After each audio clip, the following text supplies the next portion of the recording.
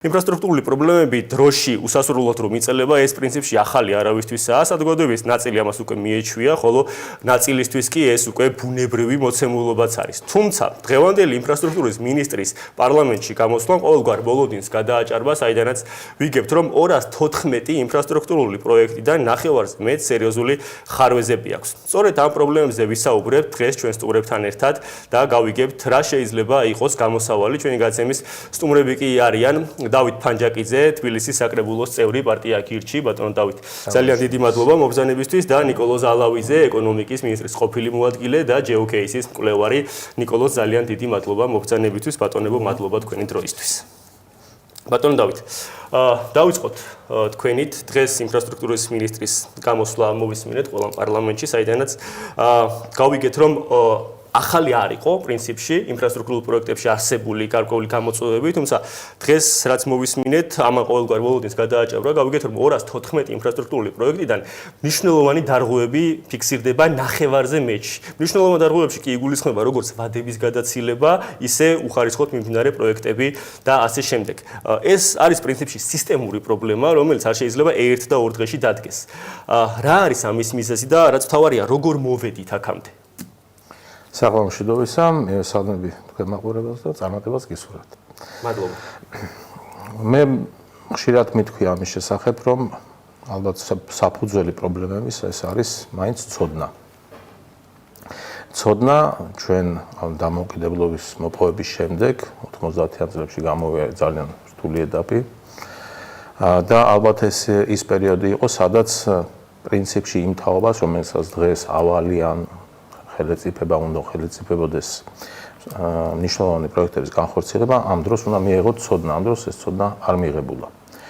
და გვიწევს უკვე დიდი ხანია, მეც გარკვეული გამოცდილება მაქვს ინფრასტრუქტურულ პროექტებში მონაწილეობის და გვიწევს პრაქტიკულ кейსში ცოდნის დაგროვება.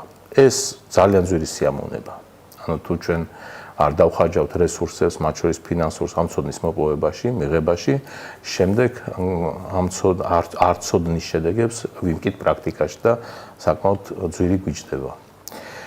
ეს რა არის ამის მიზეზი, აღარ გავყვევი, მაგრამ ალბათ სწორი იქნებოდა ასეთ შემთხვევებში, როცა ჩვენ გვაქვს საკუთრივ ცოდნის ნაკლებობა, მიგვემართა ასეთი პროექტების გინდა დაგეგმის, ან გინდაც განხორციელების ნაწილში მათთვის, ვისაც ეს ცოდნა აქვს და გამოცდილებაც აქვს. თუმცა აქვე ჩაგეკითხებით, ჩვენ ვიცით რამდენიმე პროექტი, რომელსაც არაქართული საერთაშორისო კომპანიები ახორციელებენ, თუმცა მნიშვნელოვანი პრობლემები გვაქვს ამ მიმართულებითაც.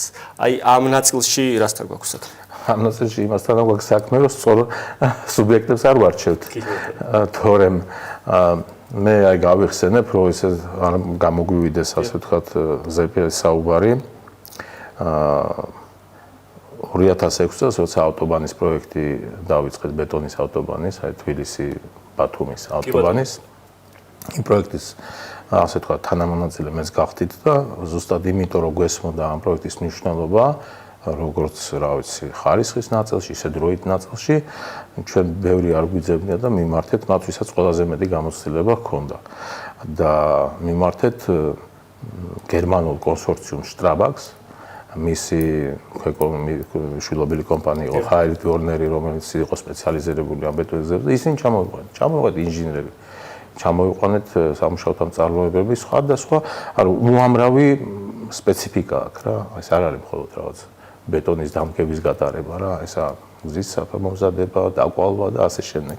და ყველა ამ მიმართულებაში ჩვენ გვყავდა გერმანელი გამოცდილი სპეციალისტები. და პირველი 16 კილომეტრი, რომელიც ავაგეთ, დღესაც კი, აი ამდენი წლის მერე ეტყობა იმ გზის საფარს რა არის და მერე ამის გაგრძელება რა იყო. რომ მოგიყვეთ ახლა, უცებ გამოჩნდა მერე ამის გამაგრძელება რაღაც ებრაული კომპანია, საერთაფერი გამოცდილება არ ქონდა. ამის შემდეგ გამოჩნდა აზერბაიჯანული კომპანია, რომელმაც მოიგო ტენდერი და ეს კომპანია, რომელსაც ჩვენ მასწავლეთ გზის დაგება ბაქოში, იგივე გერმანელებმა. აი ესე ქართულად გავაფუჭეთ ის საქმე, რომელიც შეიძლება და ხარისხიანად სწორად ვადებში არაფერი არ გადაგვიცილებია, იმიტომ რომ იმ ხალხმა იცოდა, აი რაზე მოდიოდა, პროექტით შეისწავლა. ბევრი რამე გვასწავლა ამ პროცესშიც კი ბევრი რამე გვასწავლა და რომელსაც გეტყვით რომ შეგვათხო ზაფხულში ვაგებდით და მახსოვს ის ცემენტი ახლად მოწოდებული ქარხანა რომელიც მე ბეტონს ვამზადებით გზის აფარისთვის ვერ გირილდებოდა ცხელ ცემენტს კიდე ბეტონში ხმა და ხალხმა თვითონ გერმანელებმა შემოგთავაზეს რომ შეგვხედეს რა შარში ვიყავით რომ ის ცემენტის ქარხანა ვერ გვისწრებდა ვერ ვაციებდით და თვითონ გითხრეს მოდი რომ ბიჭებო ღამე ვიმუშაოთ ამას ვერ წარმოვიდგენ რომ გერმანია ამას დაგვთავდებოდა აი იმდენად სწორად უდგებოდნენ საკითხს და კიდევ ერთი დეტალი ზემო კონტრაქტორის მაცები ხო და სწავლა და ბევრი რამე გააკეთა ბოდიში კი ჩვენ აი არ ვიცი აი ჩვენც ისეთი მოტივირებულები ვიყავით ყველანი რა ვქვა ამ პროექტში რომ გვინდოდა ეს და აი გზის ზედა საფარიც არც ვიცოდით ისა ნიკა ის თუ ბაზალტი უნდა გააკეთო ჩვენ არ ვიცოდით ამ პროექტში არ გვედო ბაზალტი ჩვენ ხო საერთოდ მოვიტანოთ ბაზალტი კაცო ეს და არაფრის დიდებით არ დაგვაგებინეს ზედაფენა ჩვეულებრივ ისე როგორც პროექტში ქონა ჩვენ უკაცო გერმანელები ჩვენი პასუხისმგებლობა გვაქვს ავტორიტეტი გვაქვს და მოგვიწია მის მოძრავი ქვის სამტროების ჩამოტანა რაბელმასტერის ავსტრიიდან და ბოლნისში ვამტრევდით იმ ქონა და მოგქონდა აი ესე შესრულდა ეს 16 კილომეტრი აი ცოდნა და გამოცდილა კი ბატონო ნიკოლოზ ბატონმა დავითმა სახსენა და დღეს ძალიან საინტერესო რამ მოვისმინეთ ინფრასტრუქტურის მინისტრის გამოსვლაში რიგ პროექტებში ვადებიც კი არ დგინდებოდა ამ პროექტების ჩაბარების და მიმდინარეობის პირველ რიგში რას ნიშნავს ეს ზოგადად პროექტის მიმდინარეობისას თუ არსებობს მსგავსი პრეცედენტი და ერთ-ერთ მთავარ ფაქტორად შეიძლება თუ არა ჩაითვალოს სწორედაც ის აი ამ ვადაგადაცილებების რომ მსგავსი დარღვევები იყო და არის ინფრასტრუქტურულ პროექტებში ну რას ნიშნავს ეს თავისთავად უკვე დავითმაც სახსენა რატომაც და როგორც ხდებოდა ჩავარდნები ეს არის უბრალოდ სისტემური საკითხი ამ ყველაფერს რაც ამ ადამიანი ხა ახალია ეს მინისტრი ხო ну რა მნიშვნელობა აქვს ახალი მოვა დადიან ისეთი სინათლის ისტრაფით იცვლებიან ეს მინისტრები რომ ვერ ვიგებთ ხო ვინ იყო რა იყო სახელის დამახსოვრებას ვერ ვასწრებთ რომ აღარ არის უბრალოდ ერთი მინდა ხაზი გაუსვა იმ ნაწილს თათო რაც ახსენა აი გენიალური პროექტი იყო ეს მეც მაშინ საბანკო ხრიდან ვიყავი როგორც კრედიტორი რაღაც გარანტიების მიცემით ჩართული და მინდოდა ხაზი გამესვა რომ აი ეს ყველაფერი მართლა იმდენად კარგად დაიგეგმა იმდენად უყოფილა წავიდა და ეს იყო ზუსტად აი ამ სწორი შერჩევის ნაწილი იყო ამ კომპანიის შტრაბაგის დიდი დამსახურებაც იყო კიდევ ის რომ მან ამ პროექტში იყო ასევე ქართული კონტრაქტორი კომპანია ჩართული რომელსაც თავისებური გამოცდილება ჰქონდა უღრმესი და უდიდესი ოღონდ საბჭოთა სტანდარტების ციმბირიდან დაწყებული იქით კიდევ რა ვიცი მთელი პოსტსაბჭოთა იმპერიის ქვეყნებში დამუშევარი და აქაც დაიგროვა უკვე შენ და ისწავლა იმ კომპანიამ ბევრად მეტი გაეხსნა ხელი იმ ტექნოლოგიურ მიღწევებთან რაც გერმანულ კომპანია ხმარობდა უკვე 50 წელი და საბჭოთა იმაზე და ეს ქართული კომპანია დღესაც ერთ-ერთი საუკეთესო კომპანია დღესაც ისე მუშაობს იდეალურად და საკმაოდ დიდი დაბანდება იყო აი ეს 16 კილომეტრი. ეხლა რაც შეეხება ამ ნაწილს თქვენ კითხოს დაუბრუნდე ყველანაირი ირონიის და სარკაზმის გარეშე არის ესეთი ტერმინი ქაქისტოკრატია. ქაქისტოკრატია ნიშნავს მართლობით ისეთ ფორმას, როცა არაკომპეტენტური კლეპტოკრატიაზე დაფუძნებული რაც დათომაც თქვა და ბატონმა ნიკოლაძემ თავის დროზე გვასწავლა და საიდუმლო ფორმულა დაგვიდო შრომის, არაპატიოსანი, დაბალი განათლების ან არასწორი განათლების და არასწორი ღირებულებების კრებული რაღაც ადამიანების ცდილობენ მართონ ქვეყანა. ეს არის ოფიციალური ტერმინი, მეცნიერული და ასე არის. აი კითხვა თქვენ რაც დასვით. მე პასუხი იქნება, მიზეზი არის ქაქისტოკრატია ეს ყველაფერი. ანუ არ შეიძლება ამაზე საუბარი. ახალ მინისტრს რა თქმა უნდა ამაზე პასუხს ვერავინ ვერ მოსთხოვდა. მე ერთადერთი რაც მენიშნა დღეს რომ მინისტრმა ასევე აღნიშნა, ცოტა თემიდან გადავარო, უნდა დავთვალოთ ჩვენო და რეგიონებშიო წყალმომარაგების ტარიფს უნდა გადავხედოთ, რასაც პარლამენტის ეს რაღაც გაუგებარი ადამიანმა დიდი ოვაცია და ტაშით შეხვდა. თუ დააზუსტებენ რა მართლებით უნდა გადახედონ ესეც მნიშვნელოვანია რომ მათმა ამორჩეველმა იცოდენ რეგიონებში იმიტომ რომ მან ისე წარმართა რომ მაგ დიდი დანახარჯებიაო რეგიონშიო და უნდა გადავხედოს ესე იგი გაზდაზეა საუბარი და გაზდაზე შემცირებაზე კი უნდა იყოს საუბარი უნდა იყოს საუბარი იმაზე რომ ამ 13 წლის განმავლობაში არა მარტო 13-ის 2006 წლის მერე შემდგომი გაგრძელებაც იმდენად არასწორად იქნა შერჩეული ეს ებრაული კომპანია რომელმაც შემდგომი ეტაპი გააგრძელა და გზასაც ვაკვირდებით რომ ხარისხი არ არის გამოიწვია ის რომ ეს ამხელა პერიოდი უბრალოდ ყველა პროექტი რაც იყო, მიდიოდა უხარისხოთ, მიდიოდა არასწორად და რეალურად შენდებოდა ერთი არასწორად ჩაყრილი საძირკველში, არასწორად დასხმული შემდეგ კედლები მიდიოდა, რომელიც სულ ინგრევა, სულ ჩამოშლილია, სულ გადამონტება სჭირდება.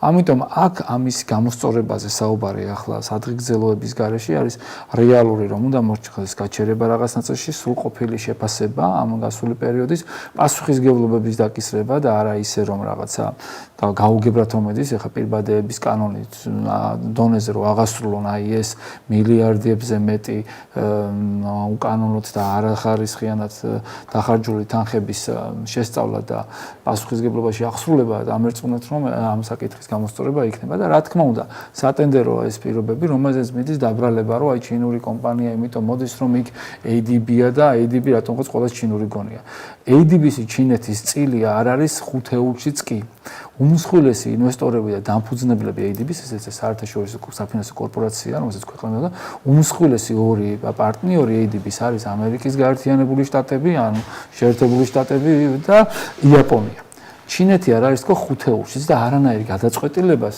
ADB-ს მუშაობაზე არ იღებს არც იაპონია, მათ შორის არც ამერიკა, არც ჩინეთი, არც სომხეთი, არც საქართველო.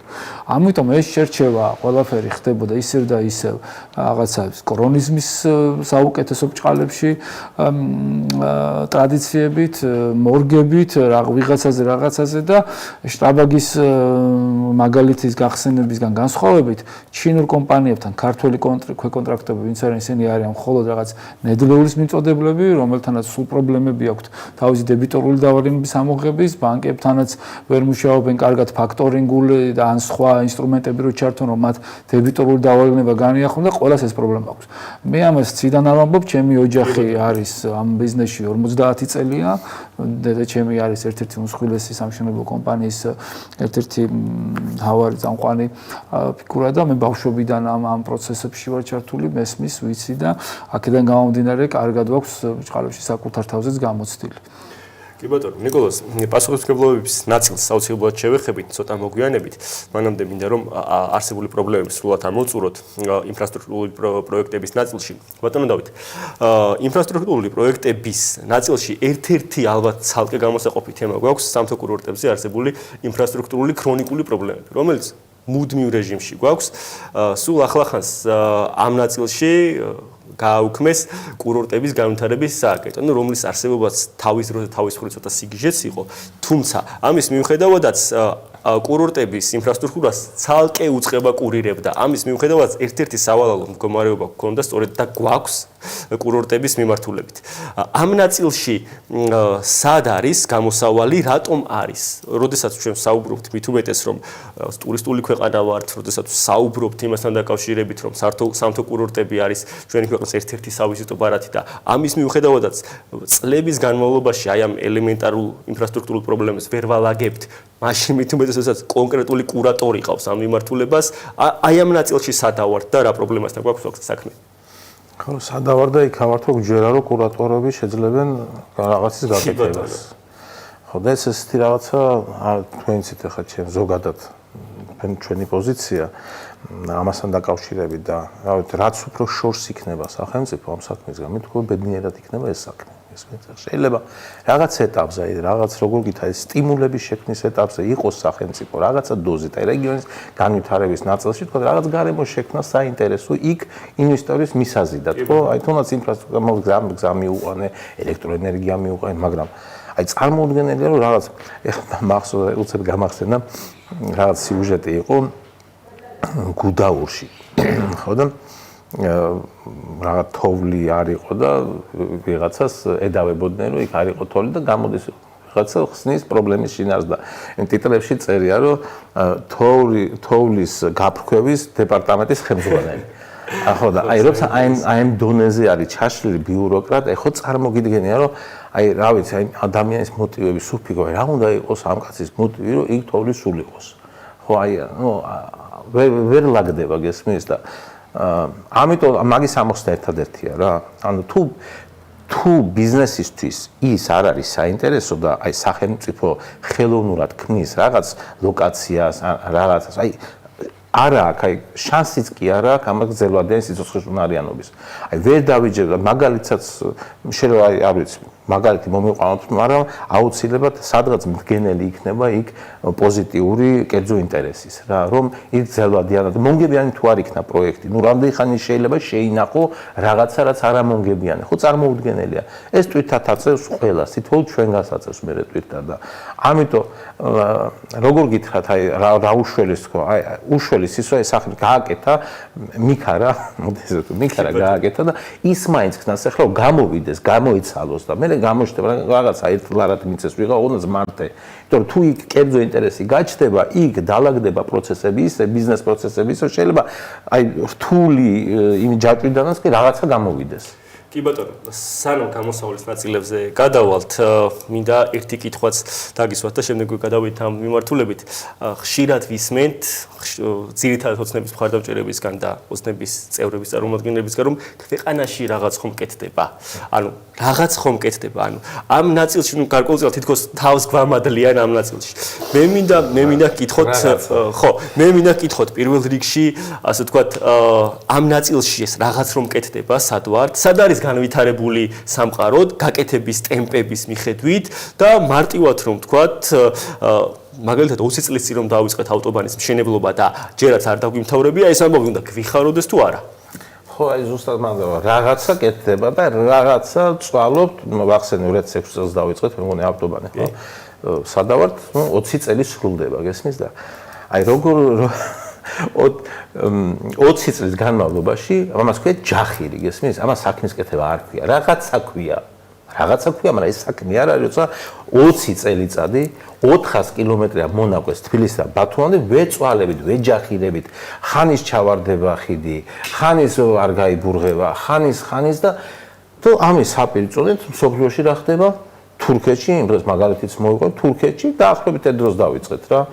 იქ 1500 კილომეტრი დახურეს 5 წელიწადში 1500 კილომეტრი ნულიდან დაწყებული ზღვისპირა ავტობანი სტამბოლიდან ტრაბზონამდე მოდის თუ არ ვცდები რა შემიშალოს 1500 კილომეტრი გესმის 5 წელიწადში და ჩვენ 400 კილომეტრს 3-ზე კი არა მეჯერ ნაკლებს ვეწვალებით 20 წელიწადი რაღაცა კეთდება მაგრამ ეს რაღაცა ის არის გვინდა ამას ხო უამრავი რამე მოყვება ხო ეს ავტობანი რო დაიგეგმა მაშინ და გეგმავდი და ძალიან მნიშვნელოვანია კაცო ეკონომიკისთვისა ძალიან მნიშვნელოვანია ზრდისთვისა ძალიან მნიშვნელოვანია არტერია აუცილებელია ეს სასიცოცხლოდ აუცილებელია და აი ამ სასიცოცხლო აუცილებელს ჩვენ რაღაცნაირად აი მივქართულად ჯიგრულად ვაფუჭეჭებთ რა გავაფუჭეთ და აი ვეწვალებით კიდევ ვერ გავდეთ აი ეს მონაკვეთი დარჩა ეხლა ის მონაკვეთი ეხლა სამტრედია ეხლა იდიკოთი ეხლა დამთავრდება ახლა ის ეხლა და აი როგორ გითხრა ღობეს რო აკეთეს კაცი და რო ეწვალება რო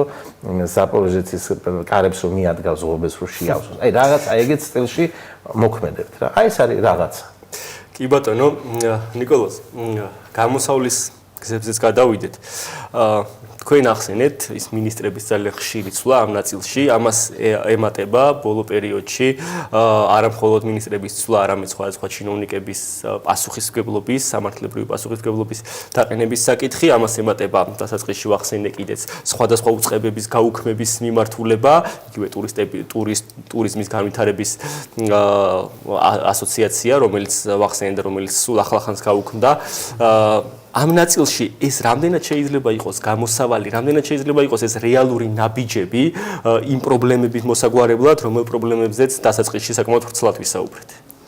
იცით, არანაირად არ შეიძლება იყოს, იმიტომ რომ ეს ყველაფერი როგორც თავითმაც აღნიშნა, არის უბრალოდ რაღაც ერთი თამაშის არასწორი, არაფერზე, მხოლოდ პროცესზე ორიენტირებული თამაშის ნაწილი. ეს სააგენტო, რომელიც შეიქმნა და ისე გაუქმდა, რომელსაც არ დასცალდა არაფრის გაკეთება, გეგმები კარგი ჰქონდათ, არც ესეთი ციდან ჩამოვარდნილი ადამიანები იყვნენ იქ, მართლა ის სააგენტოს უფროსად ძალიან დიდი გამოცდილება აქვს ბატონ სანდროს, იქ ძალიან მაღალი კვალიფიკაციის კოლეგები ყავდა, ქალბატონი ლელა, რომელიც ძალიან დიდი გამოცდილება და ნებისმიერი ვინც არ უნდა იყოს, რომელი ქვეყნის თავრობის ეგეთი ადამიანი სუპერ გამოყენებადია და უნდა იმასქნა, მაგრამ ისევ ამ ბიუროკრატიაში რაღაც ჩაიკარგა, არ არსებობს კოორდინაცია.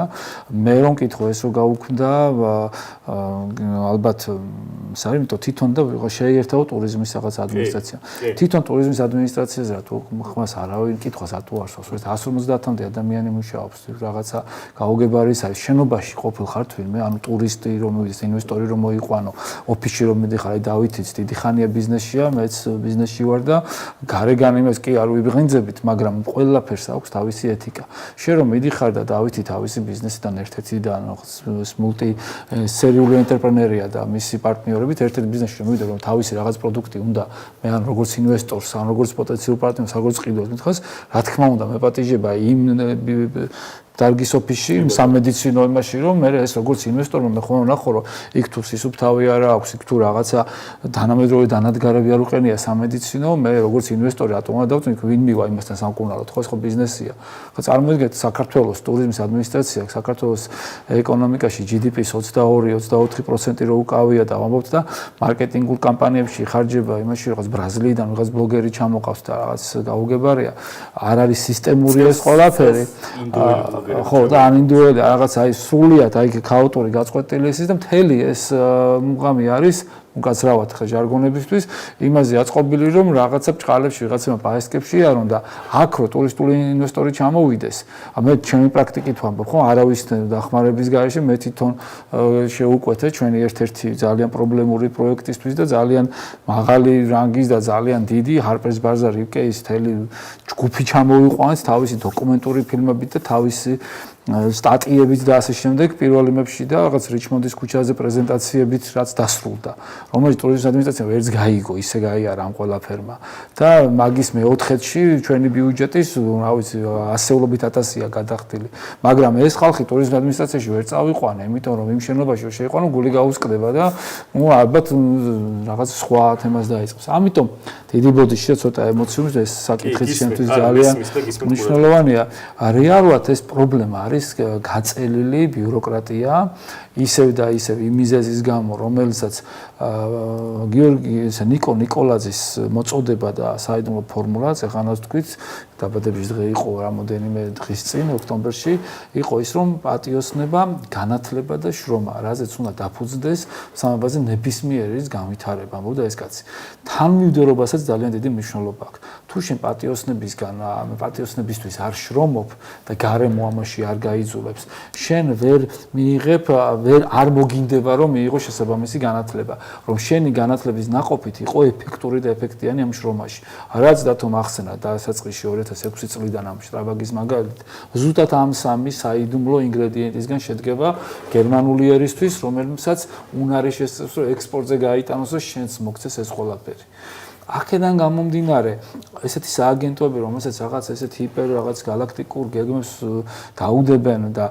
ელემენტარული საპირფარეშოების საკითხი დგას სადღიგრძელოთ 20 წელია მარტო ამ თვალობოში კი არა იქით იმაში რაღაცა გაუგებარი მოწყვეტილი კოორდინაციის გარეშე ჩვენი ქვეყნის თითქმის 2/3 არის დაცული ტერიტორიები რაც არ არის ცუდი ძალიან კარგია მაგრამ ეს არის ასევე ტურისტული პოტენციალი ვინ კურირებს ამ ნაწილს ტურიზმის ადმინისტრაცია დაცული ტერიტორიები რომელიღაცა სხვა სამინისტროსთან არის ეს სხვა სამინისტროსთან ისე კიდე წარმოდგენა არ აქვს ვინ ვის რას აკეთებს რაღაცა გაურკვეველი თამფული იმაში ტრიალებს ამ ბეთკული საქართველოს ბიუჯეტიდან რა თქმა უნდა ვითომ რაღაც გამოფენები ვიღაცას წამოიყვანენ ბედნიერი სურათები რაღაც TikTok, სოციალურ მედიაში და შედეგი არაფერი არ არის. ნიკოლას, ნაბიჯები. რა ნაბიჯები? ნაბიჯი არის პირველი არის რომ ეს უტილიზაცია ამ ზედმეტი ბიუროკრატიის ჩამოშორების აუცილებლად უნდა მოხდეს და მივესალმები თუ მართლა ტურიზმის ადმინისტრაცია და ესეთი გაუგებარი წარმონაქმნები არ იქნება დათომ როგორც აღნიშნა თოვლის რაღაცა ლოცვის გაძლიერების დეპარტამენტის და ასე შემდეგ მთავარი კურორტები და ჩვენ ვიცით დაახლოებით ეს როგორც მუშაობს მაგრამ გადაბერილი ბიუროკრატია საჭირო არ არის შეგვიძლია შორს რომ არ წავიდეთ საუკეთესო პრაქტიკა ავიღოთ სახელმწიფო სახელმწიფოს ჩართულობა აი ასეთი კურორტების მართვაში არის რეგულაციების დაწესება და ახსულება, ოღონდ ის რეგულაციების კი არ მე ლიცენზიას ესე მოგცემდა ნებართვაზე, არა, რეგულაციის უსაფრთხოების მიზნით.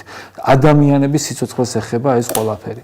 ჩვენ ადამიანური სიცოცხლე თითქმის უფასოა, არ არსებობს. სუპერინფლირებულია ახლაც, აი დღესაც, მანზე ვართ ჩვენ სამთო ქვეყანა ვართ, მაღალმხარჯველი ტურისტები ამ ნაწილში არიან და სამთო მაშველი არ ყავს. მე-10 წელია პოლონელი სამთო მაშველი მოხალისეები მორიგეობენ საქართველოში და მათი სამედიცინო დანადგარები რომ აეტანათ 3700 მეტრ სიმაღლეზე, სადაც არის მათი საბაზისო ბანაკი, უარი მიიღეს სახელმწიფოს მხრიდან და კერძო სექტორმა ავატანინა ეს და ახლა ჩამოტანაზე გვაქვს და 3 კვირაა ნერვიულობთ, ამინდი არ არის და ისევ კერძო სექტორი პირადად ჩემი პარტნიორებმა უზრუნველყოს, ალტიჰატმა უზრუნველყო ამ დანადგარების იქატანა და ისევ ალტიჰატმა უნდა უძღოს საკუთარი თირკმელი ჩამოტანა.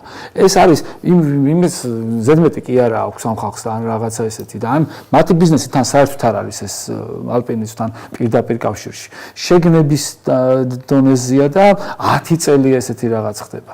ამიტომ გამოსავალი არის ის, რომ რეალურად ამ მოსახლეობამ, აი ამ დარგში ჩართულმა ტიპმა ოდესღაც რაღაცნაირად ადრესაცია უნდა გააკეთონ ამ პრობლემაზე და რეალურად უნდა მოთხოვნა გავაკეთოთ. სხვა შემთხვევაში, ესე იგი მოთხოვნა არის იმაზე, რაც არის, გვირჩევნია ბიუროკრატია იყოს, გვირჩევნია ვიღაცა გაზულუქდეს, არანაირად ამ სიტყვას ცუდი მნიშვნელობით არ ვამბობ, ფაქტს აღნიშნავ, რაღაცა 10-15 მილიონი, 20 მილიონი ლარის ქეში იმაში ჩაიდოს სახში და მას მერე ვიღაცებმა ტაში დაუკრა. ასეთი დიდი ბოდიში ცოტა გზელისის გამოდის, თუ არ გავიაზრეთ, თუ არ ავიღეთ საუკეთესო პრაქტიკა საერთაშორისო ქვეყნებიდან და საუკეთესო გამოცდილებიდან, დათომ როგორც თქვა, ვეთანხმები სრულიად ბიზნესის ამიწყნის კერძო სექტორი. სახელმწიფო მას აძლევს ინფრასტრუქტურას, სახელმწიფო აძლევს მას სათამაშო მოედანს და აძლევს სავალდებულო მოთხოვნას, რომ ეს მოედანი არ აქციოს სიტყვაზე, რა ვიცი, რაღაც საჯინიბო მოედნად და იყოს მიზანმიმართული რაღაცა და აკონტროლებს ამ მიცემულს. არ უჯდება წილში, არ უჯდება რაღაც ატკატებში, არ სწხოვს რაღაც ბიუჯეტიდან ამას მოგცემს და შენ თვალი ჩამიკარი და რაღაცა ლოცვების გაძლიერების დეპარტამენტებს არ ქმნის. თუ კერძო ბიზნესს ამისი ფუფუნება არ აქვს. ის ილოცებს, ანთლებს და აანთებს სადაც უნდა, მაგრამ საქმეს გააკეთებს და ბიუჯეტს არ დაუწყებს ყურებას. კი ბატონო დავით, თქვენს პრინციპში ახსენეთ გარკვეულწილად ასე ვთქვათ გამოსავლის გზებზე, მე მინდა შეჯამების კუთხით წავიდეთ და ბოლოსკენ ვთქვათ ნიკოლოზ ახსენა კორუფცია და ბიუროკრატიული ბარიერების დაწევა. თქვენი პოზიციაც ძალიან საინტერესოა, შეჯამებისკენ რომ წავიდეთ, გამოსავლის გზები რა არის აი ამ ზემოთხსენებული ულევი პრობლემებიდან? ბოლო პერიოდია ჩვენ მოძრაობთ მდინარის საწინააღმდეგო მიმართულებით. თუ ჩვენ კორუფციასთან ბრძოლა გვინდა, ყოველ დღე ახალ რეგულაციებს არ უნდა ვღებულობდეთ და ტაშფანდურით. ეს ნებისმიერ სფეროს ეხება, უკლებლივ ნებისმიერ სფეროს. და დღეს ბიუროკრატია დაკავებულია ამით, რომ გამოვიდეს და რა აუგზავნოს ადამიანს, რა აუგზავნოს ბიზნესს, რითი შეზღუდოს, რითი გაუარესოს, გაურთულოს ყოფა და ხო აი ესეთი მოცემულობაში გვიწევს საქმით დაკავებული, საქმით ორმეს დაკავებული და კიდევ ვიზახ არ არსებობს სფერო, სადაც ეს მარწუხები კი არ ეშვება, არამედ პირიქით ეჭირება და ყველა დროსაც ვახსენე, ყველა რეგულაცია, ყველა ჩანაწერი ეს არის კორუფციის რისკის მხოლოდ ზრდისკენ მიმართული. როგორ შეიძლება შენ ებრძოლო კორუფციას, როცა იმ გობს, რომელშიც კორუმპირებული ხალხი ხელს აფათურებს ზრდი, ეკონომიკა იზრდება, წინ მივდივართ, იზრდება ქვეყანა, ხალხი ისესა, ეს გობი იზრდება და იქ მოფათურე ხელების რაოდენობა სულიზრდება. და იზრდება იმ შეზღუდების რაოდენობა, რომელიც არის წყარო კორუფციის, ნებისმიერ ჩანაწერზე თვალის დახუჭვა, ეს არის რაღაცა რაც ასე ვთქვათ, უბიძგებს ბიუროკრატიაში დასაქმებულ ხშირ შემთხვევაში არამოტივირებულ ადამიანებს. ხო, ეხლა ესე რომ ვთქვათ, ბიუროკრატები თავის შინაარსით ესენი არ არიან დოვლათის შექმნელი ხალხი. ხო, ჩვენ ბიუროკრატები სხვა რამისთვის გვჭირდება. ჩვენ გვინდა ჩვენი შეთანხმებული წესრიგის აღსასრულებლად მხოლოდ და არა მათ რა იციან კაცო, რა უნდა გვიკარნახოს ახლა ჩვენ ბიზნესში ვიღაცა ბიუროკრატი, თურმე ესე ჯობია. რა იცის იმან კაცო. იმან მივიდა ინსტიტუტიდან, მივიდა დასაქმდა, აგურზე არ დაუდია და ის გამოდის და რაღაც წესს მელაპარაკება, მე რაღაც წესრიგზე წესრიგს თამჭირდა მე იმისთვის არ დამიქირავებია. ბიუჯეტში მაგის ფულს არ ვიხდი. ვიღაცა მე ჭკუ ამასწავლოს. არა კაცო. მე მინდა გარეო მე და ნიკარო შევთანხმდებით რაღაცაზე, ეს შეთანხმება აღსრულდეს. აი ამისთვის მინდა ბიუროკრატი, მე არაფერს. ამისთვის მინდა სასამართლო თუ რაღაცაში ვერ ვემთხოვით, გაგვარჩიო სასამართლო, ნეიტრალურმა, მიუკერძოებელმა და ეს არის და ამის იქით ჩვენ რა ვიცი მიღებული გვაქვს, რა ვიცი სფერო არ არის, რომ უშველებელი ბიუროკრატია, მაგრამ 300,000-საც და ბიუროკრატიის ალბათ ეხლა უკვე მეტი. რაღაც თითქმის 480,000-მდე არის ამასთან თვითვლიდი, იმიტომ რომ ეს პირდაპირ დასაქმებული ბიუროკრატიაში და პლუს ჭყალებში კონტრაქტით დასაქმებული 180,000-ზე მეტია და ეს ბიუროკრატიის ნაწილია და ნუ ჩვენს ბერძნულ ეკონომიკას ვემსგავსებით ამ ნაწილში, როცა მოსახლეობის 70% ბიუროკრატიაში იყო დასაქმებული და არაფერს არ ქონდა. ტურიზმი იყო მარტო ის მე ჭყალებში უკანონო ბოდიში დათოსთან და შეთანაც, ანუ რამაც გამოიწვია რეალურად მე ამ ქვეყნის ეკონომიკის გაკოტრება და რაც იყო 78%-მდე იყო ბიუროკრატიაში დასაქმებული, რომელიც არაფერს არ ქმნიდა ღირებულებას და 80%-ს ამ 78%-ს ქონდა ყველას თავისი ბიზნესი ტურიზმიდან, იმიტომ რომ ტურისტული ქვეყანა. საერთოდ ჩვენ მივდივართ ზუსტად იგივე ნაწილში რა და აქედან გამომდინარე თუ ჩვენ არაფერ დოლოც არ შექმნით, ჩვენს გადავშენდებით როგორც დინოზავრები, ეს ენტერპრენერი ხალხი, ჩვენ არა ვართ უმსხვილესები, მაგრამ ჩვენ ვეპოტინებით ისეთ პროექტებს, რომლებსაც სხვები ვერ აკეთებენ და ჩვენ უნდა გავაკეთოთ და რაღაცა ხარისხს ვცდილობთ რომ და ჩვენ არ ვიღაც შეშლები შემოვიყვანოთ და დათოს არ იყოს ის ბიუროკრატია, რომელსაც რეალურად არაფერში არ უმუშავია სხვა და უბრალოდ იქ რაღაცა დაყვავებისა და რაღაცა დანიავების გამო გახდა და რაღაც სერიალში ნახა რომ ესე უნდა და არც ისმენენ ჯანსაღი ცოცხალი დარგიდან შესმენას ან ვიღაცა ძალიან სუპერ გამსხვილებული ტიპის მარტო პირად ინტერესს ერგება, რასაც ლობიზმი ქმნია და ჩვენთან ესეც ძალიან არაჯანსაღი სახით არის წარმოდგენილი. ვიღებთ ამ შედეგს, რასაც ვიღებთ და ნუ ძალიან რთულდება ცხოვრება, ძალიან რთულდება ცხოვრება, აი უამრავი რეგულაცია, რომელსაც აი საკრებულოშიც მეურად პრაქტიკულად მინდა ვაჩვენო რა, იქნებიან კოლეგები, რომელსაც აუხსნი აი სფეროში რას იწევს, აი გალეჭკისთვის შემოღებული რეგულაცია. რასთან აქვს საქმე, როგორ გვიძვირებს ცხოვრება, სრულიად უსარგებლო და ის რომ არავის არ ჭირდება. და უბრალოდ რაღაც ხან იმას დაბრალდება რაღაც ასოცირების ხელშეკრულებას, ხან იმ რაღაც ხალხზე ზრუნვას და მუდმივად ესეწნეხი, აი ისეთ რაღაცეები, ისეთი რაღაცების დანერგვა ხდება ცხოვრებაში, რომ უბრალოდ გვიმწარებს ცხოვრებას. არ შეიძლება ეს რა, ეს არ არის ხალხი ამის არ დაიმსახურა ხალხმა ეს. კი ბატონო, აქვე დავამატებ, თქვენ ახსენეთ საჯარო სექტორში დასაქმებულთა რაოდენობით სხვათა შორის ევროპაში მოწინავეები ვართ. თუ კი, თუ მოწინავეები ხარ, მაგაში მოჩამოვშვეთ, ნუ აბიჯა აიცე რა. ჩვენ galaktikაში ვართ ყველაფერში მოწინავეები, galaktikis მასშტაბით. კი ბატონო, მადლობა ბატონებო თქვენ საინტერესო ანალიზისთვის. მაყურებელს შევახსენებ დავით ფანჯაკიძე, თბილისის საკრებულოს წევრი პარტია გირჩიდან და ნიკოლო ზალავიძე, ეკონომიკის მინისტრის ყოფილი მოადგილე და GeoCase-ის მკვლევარი იყვნენ ჩვენთან ერთად და საუბრობდით ინფრასტრუქტურულ პრობლემებთან დაკავშირებით.